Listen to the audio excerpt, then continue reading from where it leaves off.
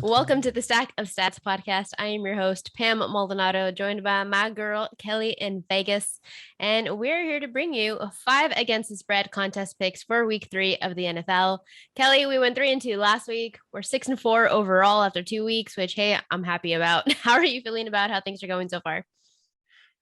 Listen, anytime you're above 500, we're making money right now, Pam. Not a lot of money, but we don't owe anybody any money, and we're just treading water for this first quarter of things. And I think that we can start to pick up steam here. You and I have been not necessarily disagreeing on things, but as a partnership, you want all 5 to be something that you collectively agree on, right? So I've got a best bet, you've got a best bet. And then we try to cherry pick a few more. And that's where it gets a little difficult. And I think talking through it, as I mentioned before on the show, really helps you find some other little nuggets and some plays that maybe you weren't really paying attention to. Yeah, absolutely. And I think I fully agree with that. You have a best bet. I have a best bet. We're starting, at least for 3-2 collectively. That's a win for me because last week we're opposite on everything and we still came out with a 3-2. So I can't wait for us to start kind of like gelling together and matching up on some things, which did happen for this week. This week we're a little bit more in sync, and I'm not sure that that's necessarily a good thing or a bad thing. We're going to find out. One of the games that we do match up on is Tampa Bay at the LA Rams +1.5. I used this earlier for my pick of the week on a Yahoo podcast. So this is an automatic lock in. You like it. I like it. What do you make, though, of the line move? Because Rams did open as -1, and now it is Bucks -1.5.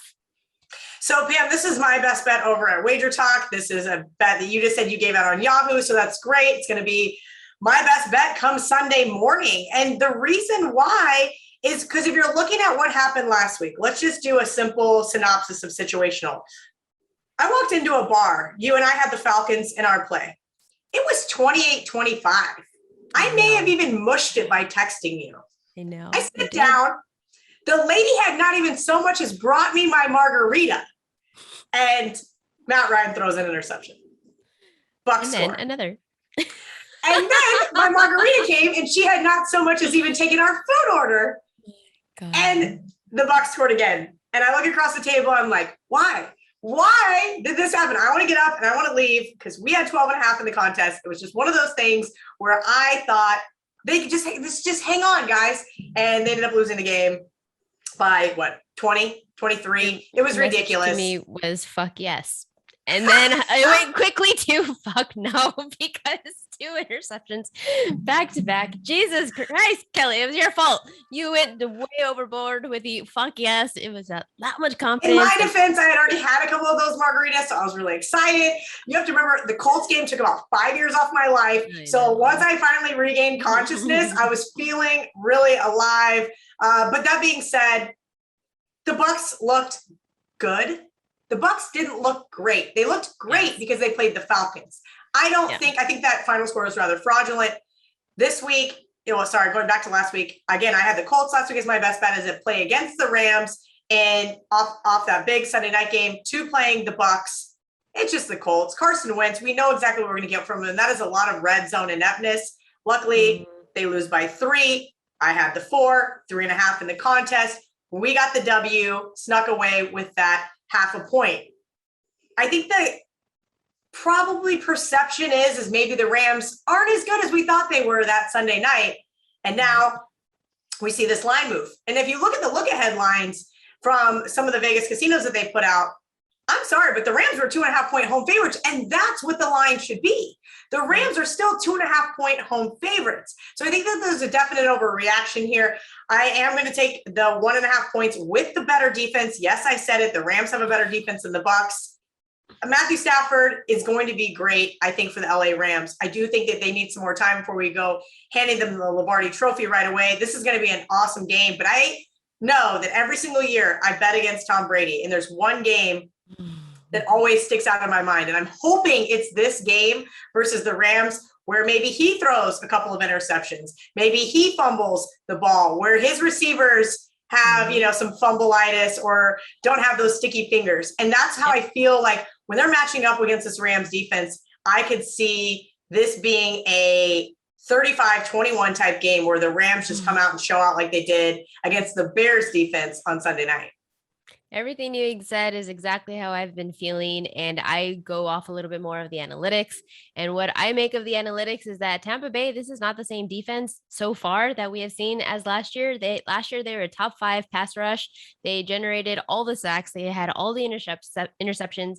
And so far through 2 games, they've generated just 2 sacks against worse quarterbacks and only 19 touches. This is very un-Tampa Bay like. You give me Matt Stafford behind a clean pocket, he's going to do some magic. I love Stafford in this scenario because the Tampa Bay defense, this pass rush isn't showing up. Stafford is going to have himself a ball. And you're talking about Brady having himself interceptions. He is already somebody that I have locked in to have an interception on a player prop. So it's funny that you mentioned that because he himself, Tom Brady, the GOAT, the Super Bowl winner, whatever, he is not immune to interceptions. He had 15 last year, and the Rams, they have cash for me in back-to-back weeks on forcing an interception. They have 3 interceptions this year. Back-to-back quarterbacks to throw interception props have cashed. I'm going to do it again this week. Roll it in every week until the Rams stop forcing interceptions because that's what they do. This is a good defense. I think this couldn't agree more that the tables have flipped, and it should have remained. I think the line opened up correctly. The Rams should have been favored. Hopefully you and I are not biting the tooth here and you're not sending me another fuck yes after. I'm not going to text you on Sunday. Pam, on Sundays, you no longer exist to me. We're not going to text each other. We will regroup on Monday morning and, just pat ourselves on the back. Then it just looked so nice to walk in there and be like, wow, the Falcons have a shot to pull off the upset even. That told me maybe they lose by a late touchdown. And again, I got a little overzealous like I tend to do. And I apologize for mushing our Falcons away. Well, at least we have an agreement here with the Rams at +1.5. The second game that we both do like is Dallas -3.5 at home against the Philadelphia Eagles. I also used this earlier for a Yahoo pick, and I think that this Dallas defense is definitely improving. They have 4 interceptions, 2 forced fumbles, and Dallas has allowed 0 rushing scores through 2 games. So that red zone defense is being pretty stout. Philadelphia has yet to have a turnover, though, and they have yet their defense to force a turnover. So same game scenario. You want to give me Dak Prescott, who doesn't really have much of a defense to contend with, and there's not a lot to like separate these 2 teams. But I'm looking at early down passes, and I'm always going to go to the team that has early down success rate, and that is Dallas, who is throwing 69% on first downs compared to Philadelphia, who's throwing 52%, and that's leading to more efficient third down passes as well. Dallas is 56% converting on third, and Philadelphia is only 44%. I think Eagles, we had them on our card last week. They didn't come through, but they had the opportunities. The chances were there, but I don't think that it was because of the defense that was keeping them in the game, and the offense was keeping them behind. And now you want to give me Dallas offense, who's absolutely explosive with Dak Prescott and an improving defense from what we've seen. Why do you like the Cowboys? So I actually bet the Cowboys on Monday. Every once in a while, it's very rare. Usually my bets come in Tuesday, Wednesday, sometimes Thursday. And by Friday, I'm either late to the party or I want no involvement at that point in time. And so to bet a game on Monday, it's because I really like it. And I almost consider Dallas as my best bet. I didn't like the line move to 3.5. Now, 4 is not a huge key number in the NFL, but we do know that it happens more often than not now with the 2-point conversion, as well as 6. Obviously, 3 and 7 are the 2 main key numbers. So I thought it was a little iffy, and I said, well, what am I missing here? So I started to dive in a little bit deeper. When I did my regular season win total video for work in regards to this Cowboys team, I said, look, they got Dan Quinn. You remember Dan Quinn? That's right. He was in charge of the Legion of Boom in Seattle before he went to Atlanta. Now, I thought it would take this defense just a little bit more time to start to gel with him. You hit the nail on the head. This defense has been very stout, as we saw last week with the Chargers. I've been very impressed, forcing turnovers and basically forcing teams to kick field goals, which inevitably has helped them win the game. Dak overall, just doing Dak things. And that's what I need him to do. I wish we could get the running game going a little bit better here. I would feel a lot better about that against this Eagles defense. That being said, I don't trust Jalen Hurts yet. This is not an Eagles team that I'm that high on. And full disclosure, most of the time in NFC East games, I'm looking at the dog. That just seems historically, I'm looking back through my spreadsheets and I'm going, wow, I bet a lot of NFC East dogs in divisional games. They're usually really hard fought. And that could be the end result in this one. We could get backdoored or something crazy happen here. I just don't see it. I think Dallas is starting to look upwards. I don't want to say the real deal. I don't want to mush them just yet, but this Dallas team has really impressed me through 2 games. And one trend that does help our cause is Dallas is 4-1 against the spread in the last 5 games when playing at home against Philadelphia. Oh, not to mention, Pam, I didn't even put that into my handicap. They've been on the road their first 2 games. Now they're finally back home in Dallas. Let's see if McCarthy can't be a little bit aggressive at home, keep his foot on the gas, and maybe they can just run away with this one. Well, then for that reason, I'm going to move over to another game that I did want to talk about. And it's because of exactly what you just said, that the Cowboys have been on back-to-back road games, and now they're getting their first home game. That's exactly the case with Seattle at the Minnesota Vikings, who have been on back-to-back road games, and the Vikings finally get to have their first opening game. They're plus 1.5. You liked this, and initially I didn't. And let me tell you why I didn't, because Minnesota, they are 9-3 against the spread as a home underdog under head coach Mike Zimmer. However, they're 0-5 against Seattle, 2-3 against the spread versus Seattle under Zimmer, all 5 of which Minnesota was an underdog. So now Seattle is their kryptonite. What had me flipped the script on this was that, yes, Minnesota in the last 3 years, all three losses to Seattle was at Seattle, and now they are at home, where I think it really comes into play and is a factor. Since 2016, Minnesota is 21-9-3 against the spread at home. That's a 70% clip. In last season, though, they did go 3-5 against the spread, but that was no fans in the stands. And now you're giving me, my bucket list, I would like to go to a Vikings game, hear that horn, be in that stadium, because it just sounds like it's going to be absolutely incredible. Fans are back in the stands, and for this reason alone, I like the Vikings. But can you tell me why you're liking Kirk Cousins here? Because he hasn't really been looking too great. No, he hasn't, and I don't love the Vikings here. Plus 1.5. I love them on a teaser. Love. I think I put them in a teaser with the Ravens. I put them in a teaser with the Cardinals. When the Browns were 7.5, I put them with the Browns. What else did I have on there? When the Saints were 2.5, I put them in with the Saints. Like, that's how much I love the Vikings this week. I am not going to lie to you, Pam. This 1.5 in the contest scares the bejesus out of me. It looks so easy to take the Seattle Seahawks, but both teams off crushing fire. Yeah, both teams off crushing losses. My biggest downfall with this Minnesota team is their kicking woes have been plaguing them since Blair Walsh was there. I mean, what was that, 5 or 6 years ago? It's just been atrocious. I love Mike Zimmer. Everybody's seen me post all the Mike Zimmer love for all the years. Why? Because he was great as a home favorite. He was great as an underdog. He is one of the best ATS coaches, or was up until last year. But I think you're right. Last year was kind of an anomaly. Here's this Vikings team that shouldn't have been a road favorite to the Bengals. We see that now. I do think that they could have won in overtime, but Joe Burrow really took over there. Kudos to him. That was kind of a coin flip overtime type scenario. They absolutely should have beat the Cardinals. That missed field goal was just basically uncalled for. I'm not saying I could have made it, but if you're a professional NFL kicker, you make that kick. That being said, look, it looks like a hell of a trap game. And those are some of those ones I like to bait myself into. So I like the Vikings here. Hold your nose, cover your eyes, cross your fingers and your toes, because if it comes down to a late field goal, I always make fun of men for this, but I've almost gotten there mentally a few times where I just want to throw my cell phone into the TV and just like, are you kidding me? And that is exactly how I felt with the Vikings and the Cardinals. Not going to lie to you. Full disclosure, last week at the bar with all my family, drinking, having a great time watching all the games. My buddy texts me. He's like, I told you the Vikings. I jumped in live. Instead of taking the 1.5, what did I do? I bet the plus 165. And so that was the first time in my life that I just like, it wasn't my TV. Maybe that's why, but I just wanted to take the cell phone and just launch it at the TV. So maybe I need to have videos recording when that actually does happen, but it was a really frustrating moment for me. So to go back to the well with the Vikings tells me a lot this week. It tells me I think that they're the right play, and Seattle looks like a trap. Here's the one thing that I have against the Vikings is that Minnesota has punted on 54% of the drives. That is the highest in the league. You cannot punt against Russell Wilson, who is leading the league in passing points per attempt. He is on absolute fire. He just demolishes every opposition, the defenses right now. They're letting Russ cook. He is passing on everything, and he is going for those deep balls, and they're letting it fly. you cannot have Minnesota punt.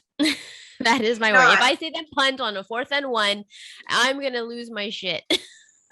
I probably will as well. And that'll be rather frustrating. That being said, this is one of those type of scenarios. And I'm looking at it right now. We're seeing this as a pick-em in some spots. So the money agrees with us, Pam.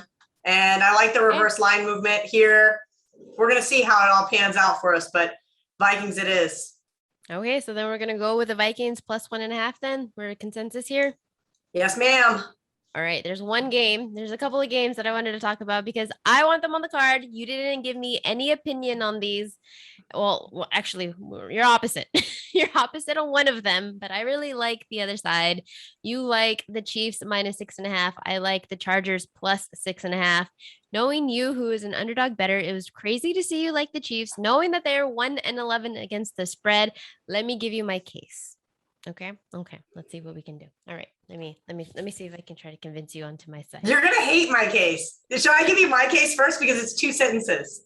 Okay. So I'm gonna say this right now. I'm not high on the Chiefs. I just think the public is finally caught up with the Chiefs being so atrocious against the spread. They're all gonna rush and back the Chargers this week. If you look at the math, the game should be a 6-point game. Period. I love taking divisional underdogs. I already mentioned that. The AFC West isn't one that I particularly focus on.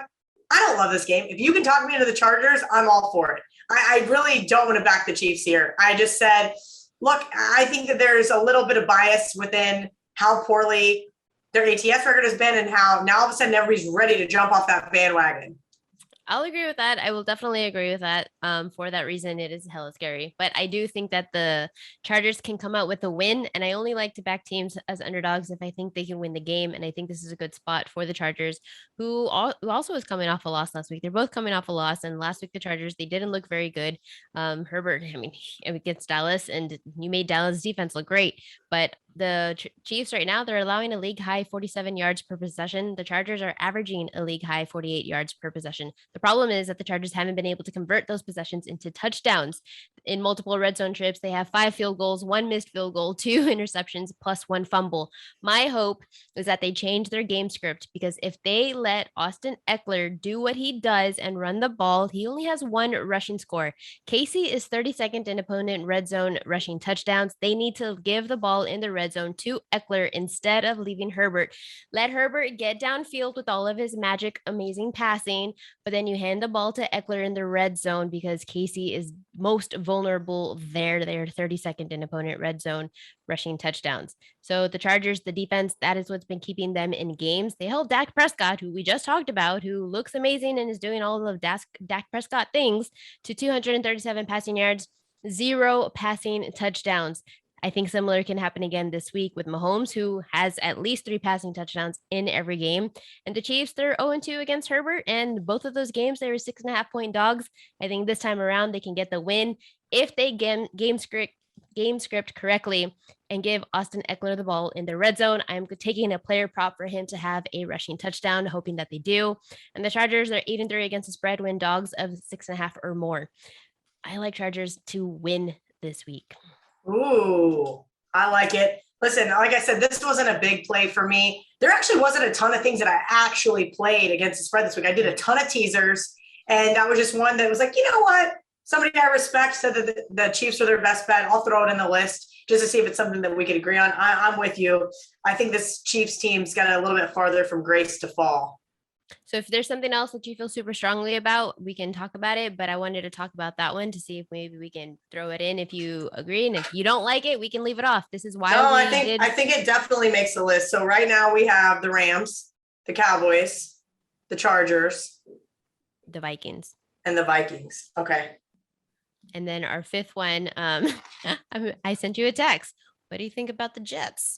And you sent me a message, a little, what is it? A GIF of Bart Simpson, where he's writing. I've used that meme so many times. He will not bet the Jets. I can't. Okay, listen, I'm a Broncos fan. I'm going to full disclosure. I have not bet them or against them in any of their games yet, because this is a Broncos team that I begged Vic Fangio to make Teddy Bridgewater the starter so I could cash my over 8.5 win season tickets. This Broncos team is playing really well. Yeah. But what do they do when they play against bad teams? Play down to the level. Yep. And this is a bad Jets team. a bad Jets team. I Well, had a lot of people tell me for that. Okay, I want to hear your argument. I have an argument for that. Okay. So I had this game pegged preseason. I said this is going to be the first game that the Jets are able to win. I predicted that they were going to go 0-2. I had predictions that Zach Wilson was going to be terrible. He was on I took his under props for the season on passing and on touchdowns because you're going up against some of the best pass rushes. That's exactly what has happened through 2 weeks. Now, are they going to come out with the win this time? I maybe not, but I think they can definitely keep this within 10, which is the line that we are getting. You use this as a number, as an indicator. The look ahead line for this game was 5.5. And now you've jumped it up all the way to 10. It's 10.5 in sub spots for the contest. It's at 10. But Zach Wilson, atrocious. He looks exactly how I thought that he was going to look, which is awful. But you've also faced 2 top 10 pass rushing teams. Carolina is number 1 in the pass rush in quarterback pressure. And in both games, Zach Wilson has been pressured on 50% of his dropbacks, sacked on 29% of his dropbacks. That's the highest rate in the league. And what has that yielded? 2 touchdowns, 5 interceptions, 10 sacks. Denver, that's not them. They don't have a pass rush, and they're not They used to be a defense team back in the day when we had noodle arm. We no longer have that. They've kind of transformed into more of an offensive team. They've generated just 3 total sacks, all of which have come against Von Miller, and only 2 interceptions. And this Broncos secondary, it is vulnerable. They are susceptible. They allowed a 37-yard touchdown pass and 42-yard pass from Daniel Jones, and a 3 passing yard plays of 20 yards or more to Trevor Lawrence. The Jets' defense is what's keeping them alive in games. And if you recall, they did keep it within 1 score to Carolina, who I just talked about as being the best pass rushing team. And they still managed to lose by just 5 points. And 4 interceptions against New England, it's unlikely to happen again because Zach Wilson, as much as I dislike him as a quarterback and being in the NFL, and I called it because of Coastal Carolina game in college, this Denver Broncos are not even Coastal Carolina when it comes to a pass rush right now. Just out of curiosity, just because we just spoke about teams that have played their first 2 road games now back at home, Denver's first game in Mile High, fans being back. Mile High doesn't get a lot of recognition. You mentioned Minnesota. We just talked about Kansas City. Seattle, obviously, lots of great home field advantage. Mile High gets to rocking as well. Look, this is traditionally a spot where, sure, I would love to take the ugly underdog. But I mean, if you're gonna twist my arm, I'll jump on board with you. But this is just a spot where you're right. The line is way too high. There's a definite overreaction. But I'm with you. I don't like Zach Wilson. I said he was going to be a bust. I don't understand why we throw these young kids into the wolves. Granted, not every team has the ability to put them behind a veteran quarterback. But when we can consistently see this happen over and over and over again, these kids just get killed. And every 3 years, they have to draft a new quarterback. And that's what I'm afraid of here with Zach Wilson. I know this Broncos pass rush has not been what it was in the past. We'll see. I'd love to talk about another game and see what else you like. But if that's all that we got and that's just what we have to go with, that's what we'll have to go with. Okay. I did lean then to the Cardinals, but the line for the contest is 7.5 and not 7. So I don't want to do that. I did that last week when we liked the Eagles, but the line was 3 instead of 3.5. And I was like, no, it was my best bet anyway. And look, it lost. So I'm not going to do that again this week. So maybe lean off of the Cardinals. What was the other game that you liked?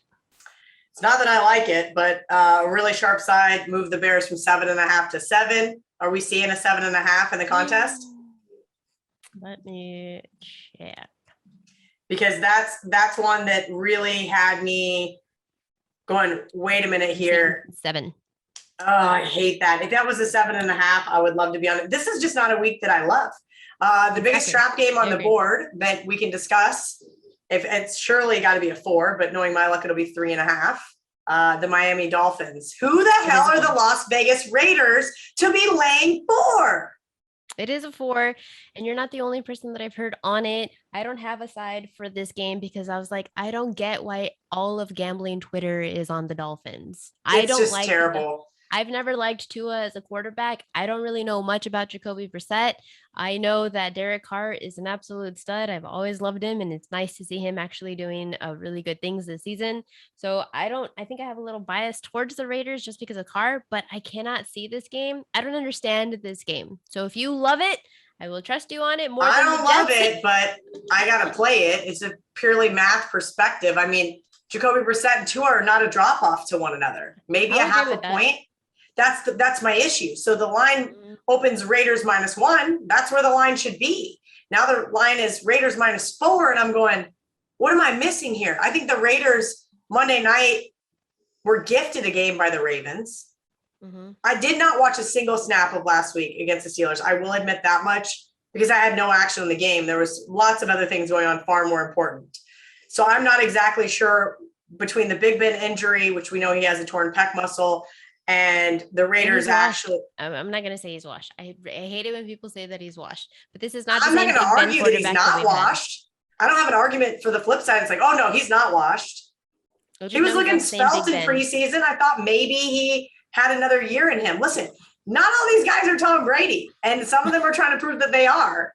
Some people took a lot better care of their bodies than probably Big Ben, if I had to guess. And that's a real thing. Look, this is a tough week, and I'm looking at my whole sheet right here, seeing if there's anything else I could be convinced of. And it's basically, I do like the Dolphins kept, even though they lost 35-0 to Josh Allen and the Bills, Josh Allen didn't have a really good game. He had 179 yards, 2 passing touchdowns, and 1 interception. All the rest of the scores came through rushing scores. Well, the Raiders, they don't rush. So I do appreciate that. And the other thing is I said that we'd see some regression to the mean from how many turnovers the Dolphins benefited from last year. No, we haven't seen any regression. They're still benefiting from a ton of turnovers. I understand that it's kind of a different scenario, but as I mentioned in that Pats game, that was a Pats game to lose. Dolphins defense stepped up big. They were able to get the win in Foxborough. This is an ugly game. It's not like it's like a game that I want to take, but if you're like Bears, Dolphins, Jets, I mean, you asked me about Washington football team. I mean, we could get into that one if you'd like. I initially liked Washington, actually, and then I was like, nope, never mind. I can't do it. I switched my mind, and that's because I gave Washington on Yahoo, and I was like, nope, oops, oops, my fault. I don't like it anymore. Any ability to take Jameis on the road in Foxborough? Okay, I do have it highlighted. I don't have it marked, which meant I didn't like it enough. I don't dislike that, but my thing was I look a lot at quarterback pressure and how they sustain that. And the Patriots, they do have a good pass rush. So if you give Jameis Winston the ability to clam up, that's exactly what he's going to do. So I need to see that he can handle it, because last week he definitely didn't. Yes, he did not. And, last week I was against them and on the Panthers, and it was just one of those scenarios where that probably should have been my best bet. And then the biggest overreaction. And instead I had to take years off my life by backing the Colts. But that Panthers defense looked great. I'm not saying that I don't trust Belichick and New England, because he has done a really good job keeping Mac Jones in his lane. But I do think that we're going to see a moment in time where we're going to have those bad Jameis Winston games, and we're going to have those good Jameis Winston games. And it's finding those little small edges of when we're going to get good Jameis or bad Jameis, where you bet on or against the Saints. And so far I'm 2-0. I think this is a good Jameis game. I think he got brought back down to earth last week just a little bit, instead of reading his MVP press clippings from week number 1. That being said, I'll take the more veteran quarterback here. Sean Payton does really well off of a loss. And I put the Saints in a teaser because I chickened out. There's just too many easy teasers this week. I just wanted to have like a smooth sailing ride this week, at least in terms of that. I'm sure that we're going to see some blowout games and some outright losses. What I do a lot of, especially, is just like how a quarterback handles an offensive line versus a pass rush. That's what I'm always going to look at first. So I couldn't comfortably do the Saints, Jameis Winston, after last week going up against another good top 10 pass rush, especially when I was talking about, that's exactly why I do like Zach Wilson this week, because he's not going up against a good pass rush. So I don't think I want to do the Saints, but I think that I could sway over to the Dolphins.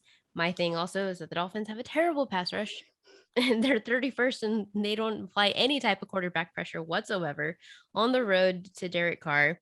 Are they on the road, or are they at home? No, they're on the road. The game's in Las Vegas, and that's The other thing I think is going to be really interesting, we'll see what that Vegas home field advantage looks like. It was great on that first Monday night. I'm not so sure. I mean, I've been to some Golden Knights games, albeit hockey is different than football, but this is more about the sweet life and socialization. I just kind of gathered, at least from the very first game, but we'll see how it all ends up panning out for this team. If you really want to take the Jets at 10. I was going to say, okay, here's what we're going to do.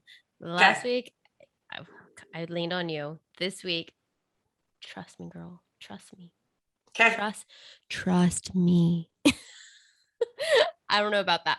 This is NFL here, but put some faith that this Broncos is gonna chill out a bit because they're looking pretty stellar. But you've also played the Jacksonville Jaguars, who is gosh darn awful.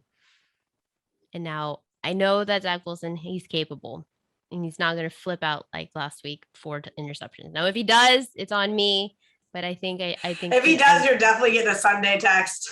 I'm getting a Sunday text. Fuck no. That's what it's gonna be.